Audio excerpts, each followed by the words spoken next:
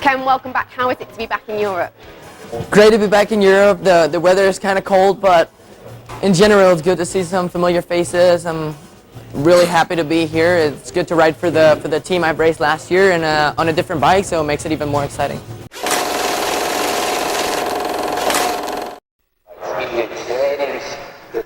Tony Cairoli won the qualifying race from Max Nagel on Saturday with Ken Roczen third, Sean Simpson fourth and Gauthier Paulin in fifth. But Clement Desalle had a bit of a tough time of it though, finishing in 8th place, started 4th, dropped to 11th before working his way back to that 8th place. Gate drops here, MX1, race 1, a good start for Tony Cairoli, but equally so for Max Nagel, his teammate. Tony Cairoli, world champion, but look at the carnage behind everybody as they go through turn 1. Gregory Aranda down there, Sean Simpson at the top, Jonathan Barragan as well. Well, Max Nagel leads here in the early stages, got Tony Cairoli behind him, Ken Roczen, so 2 Germans in the top 3, then Desalle 4th. Then we've got 5th place, Gauthier Paulin, and Christophe Pourcel in there as well, so the battle for 3rd place between those 2 guys looking like it's going to go to the wire. The 2 French guys there, the 21 and the 377. Max Nagel leads so. Tony Cairoli looking for a way around the outside. Not going to get through there. Max Nagel doing his best to defend that inside line there. There's Ken Roczen, number 94. MX2 Grand Prix winner and world champion as well, don't forget. Goes to the inside, there's Roczen, makes a move up the inside and banks the pass stick on Tony Cairoli right in front of the main fans. And listen to the noise out there on the banking because Ken Roczen now in 2nd place. Oh, Roczen stalls it. Roczen stalls the engine, loses out to Tony Cairoli and Clement Desalle and loses 2 positions. Battle for the lead. Tony Cairoli and Max Nagel at halfway point of the race here. Nagel goes defensive, tries to run wide, but Cairoli squares off, wheelies nicely over the first wave and into the lead here. And over the step up, pulls a nice cheeky whip as he goes through, as if to say, I'm the number 1 in the KTM camp. Oh, Nagel goes out. Nagel gets caught in the fence there, goes out of 2nd position. So I'm not sure how much ground he's lost. Number 6, Josh Coppins and Kevin Strybos, those 2 down around about 12th place at the moment, but the Kiwi goes through.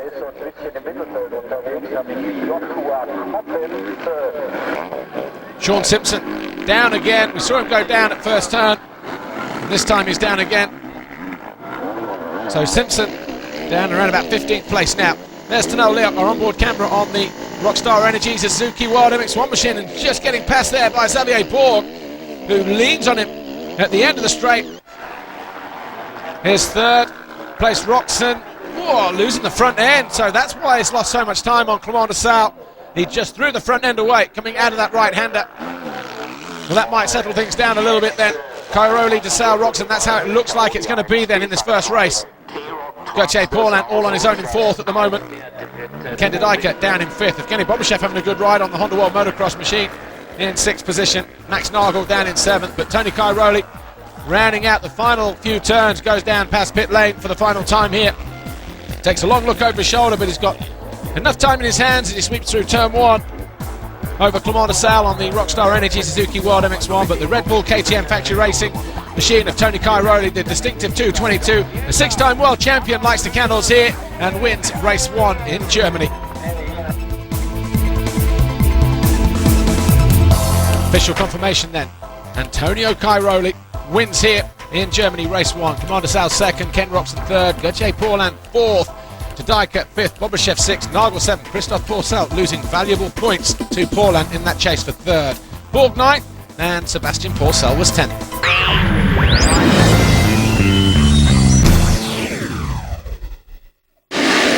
Gate drops, MX1 race 2 and Nagel and Cairoli once again, but which one of them? It looks like Cairoli just about squeezing, but once again Nagel 2nd, Roczen 3rd, but he moves into 2nd place.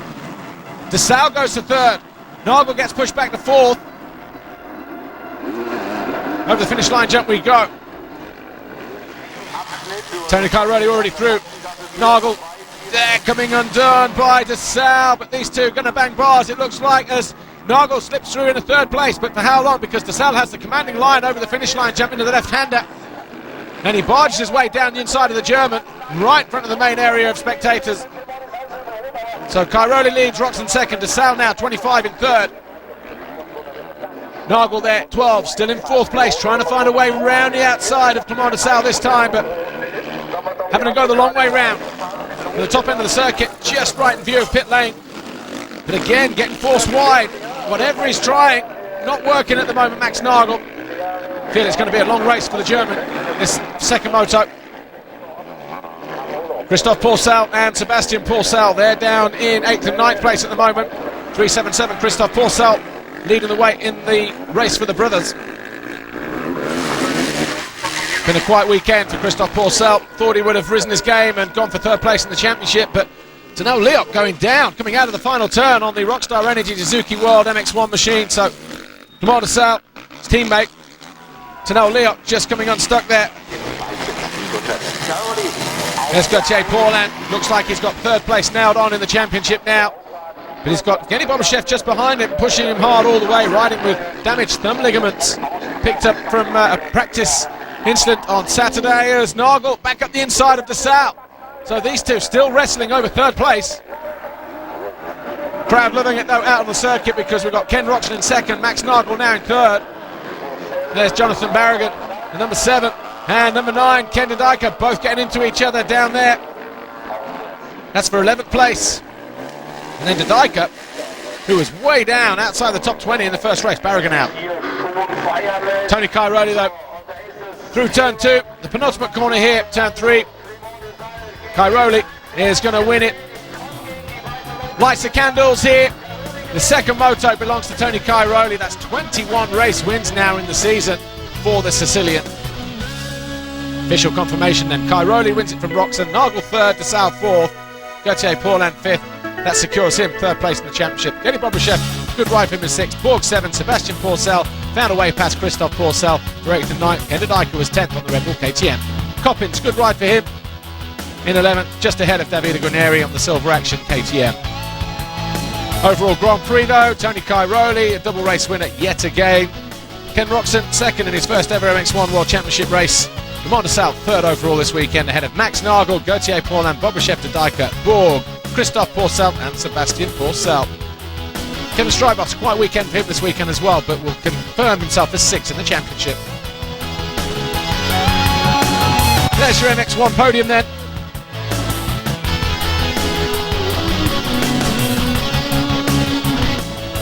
Dr. Wolfgang Schröd, the director of the FIM CMS, hands him the gold plate just to reaffirm his status as 2012 FIM MX-1 Motocross World Champion.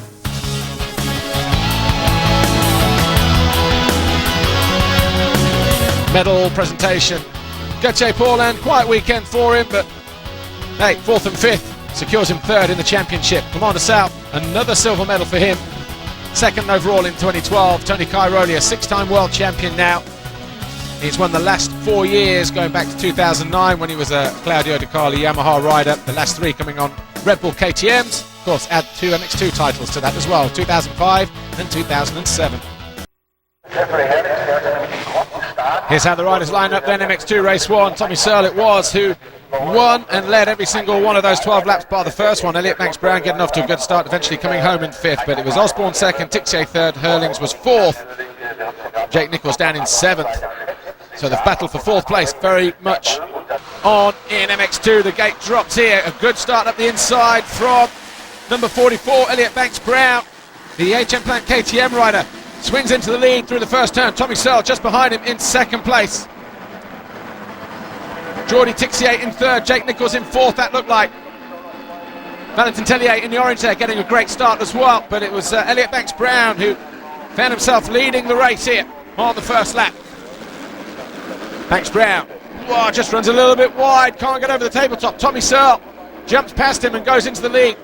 So we've got a Brit 1st and 2nd, the 100 of Tommy Searle and the 44 of Elliot Banks Brown. We're on board here with Zach Osborne, the Monster Energy Yamaha rider, as he goes after Elliot Banks Brown now. These guys battling over 2nd and 3rd place. Hurlings is out of the race. So Jeffrey Hurlings then got a problem. And it's just as well he's wrapped up that title a week ago in Faenza, because that certainly would have made the championship interesting. There's Arnold Tonas going after Julian Lieber. This is the battle for 7th place So Julian Lieber on the Rockstar Energy Suzuki Europe MX-2 machine, number 33, doing his best to hold off Arnold Tonus. His teammate Zach Osborne at the inside of Elliot Banks-Brown and goes into second place. So Elliot Banks-Brown then still on for a podium position here. Got about 7 or 8 seconds gap between him and Jordi Tixier in fourth. Zach Osborne on the Monster Energy Yamaha. His boss Steve Dixon rushed to hospital last night. Battle there with Lupino and Boutron and Geiser. Well, look at this slow-mo replay. Tonus up the inside of Julian Lieber. That gets him into 6th place. Oh, Elliot Banks-Brown goes out. So Elliot Banks-Brown then goes missing from 3rd place. That will let in Jordi Tixier and Jake Nichols and Valentin Tellier. So Julian Lieber then coming under pressure now from, he just jumped into 8th place. 461, Roman Febvre, having just found a way past Tomkov and throws it away. All that hard work for nothing. It's a replay of the 461. Roman Febvre initially going past the 66 of Alexander Tomkov. Zach Osborne, 3:38 now in 2nd place. On board with him as he drops back down into the valley. The Monster Energy Yamaha rider, Jordi Tixier down in 3rd at the moment, Jake Nichols in 4th. So Jordi Tixier is going to pull back a couple of points. It was 8 at the start of the weekend. That's him there. 8 points behind Jake Nichols before this first race. And he's there in 3rd at the moment. That'll be 20 points for him. It'll be 18 for Jake Nichols at this rate. Well, these two just can't seem to leave one another alone, can they? Alexander Tomkov, number 66, and Roman Febvre still fighting over 8th place. And Febvre easily up the inside this time, but look at that, Tomkov fights back. The two riders touch wheels, but Tomkov not going to take this line down, looking to find a way through. Really on the charge in the second half of this race. Roman Febvre on the Bodo Schmidt Motorsport KTM. Tommy Searle, though, the Floride Monster Energy Pro Circuit Kawasaki rider, goes past pit lane for the final time here in Moto number 1. He said on the pre-grid interview that he would like to finish his MX2 Grand Prix career with a double Moto victory here and go out with a win. Well, he's halfway there as he rounds the penultimate turn. The number 100 takes a long look over his shoulder. Tommy Searle is going to take victory in Moto number 1. He lights the candles on the Monster Energy finish line jump. Zach Osborne will come home in 2nd, and there he is in the background. So Tommy Searle then, comfortable win in the end from him on the Monster Energy Kawasaki. Ahead of Zach Osborne 2nd, Jordi Tixier 3rd, Jake Nichols 4th, Valentin Tellier, Arnold Tonus, Roman Febvre, Julian Lieber down in 8th. Alex Tomkov was 9th, Lupino was 10th. So 10 wins so far in the season then for Tommy Searle. He's on course, or half the way there, to taking his 6th overall Grand Prix victory of the season as well. 2nd in the championship, nailed on. No Van Hoorbeek in the race this weekend. Riding with a knee injury last week, decided to sit it out and opt for a safe ride in the Nations in a week's time.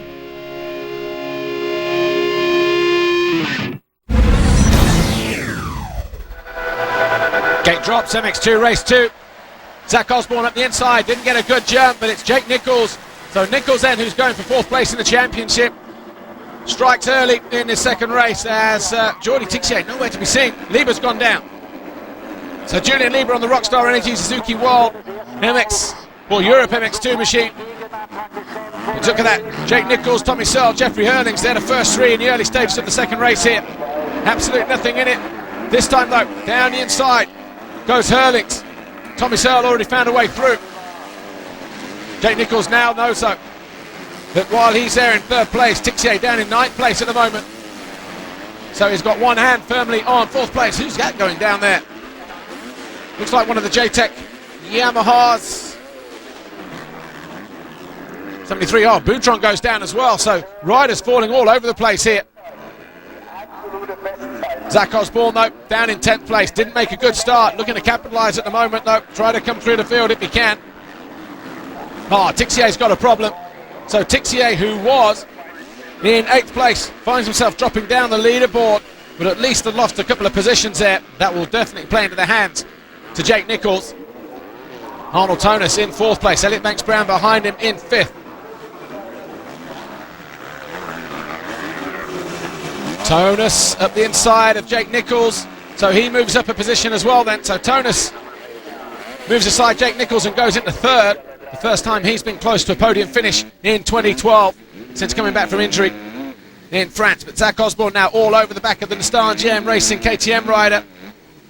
And looking to get good drive here as he ran alongside. Yes, he has, but is he going to get through at the top of the hill? Looks like he will do. He's got the inside line through the next sweeping left-hand turn. Onboard images, great images there from Zach Osborne. Finds a way through. Jake Nichols now being pushed back down to 5th place. Elliot Banks-Brown coming undone there by the number 911 of Jordi Tixier, but Tommy Searle once again dominant in this German Grand Prix here. Start to finish win pretty much, all bar a couple of laps. But the Floride Monster Energy Pro Circuit Kawasaki rider already looking towards the Monster Energy finish line jump, going to pull a big whip, yes! Lights the candles as well. Tommy Searle, 2 wins out of 2, takes the overall Grand Prix victory here, his 6th of the season, and his 11th moto win as well along the route. So, confirmation, Tommy Searle wins it from Hurlings, Tonus 3rd, Osborne 4th, Nichols, Tellier, Coldenhoff and Tixier. More importantly for Jake Nichols, that will secure him 4th place in the championship. Elliot Banks-Brown, a great ride for him in 9th, but he'll be disappointed after not finishing moto number 1. And Roman Febvre, Bodo Schmidt Motorsport KTM in 10th.